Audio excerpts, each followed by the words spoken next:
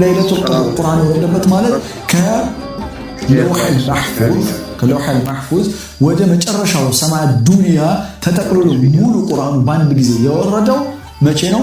ለይለቱል ቀድር ላይ ነው። ወደ ምድር አይደለም። ሰማይ ምንድነው የመጀመሪያው ለኛ ቀርቧ የሚሉት ሰማይ ማለት ነው። የወረደው በረመዳን ማነው?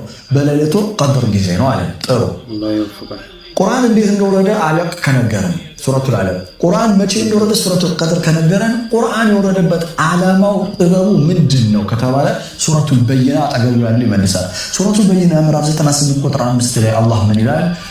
ወማ ኡሚሩ ኢላ ሊያዕቡዱላህ ሙኽሊሲነ ለሁዲን እነሱ እኮ ሌላ ትእዛዝን እኮ አልተሰጣቸውም ይላል በመጽሐፍ ውስጥ ሌላ ትእዛዝ አልተሰጣም። ምን አላህን በብቸኝነት ሊያመልኩት ሊገዙት እንጂ ሱረቱ ዙመር ምዕራፍ 39 ቁጥር 3 ላይ አላ ሊላሂ ዲኑል ኻሊስ ሃይማኖቱን ጥርት ያለው ለአላህ ብቻ ነው የሚገባው ይላል አላህ።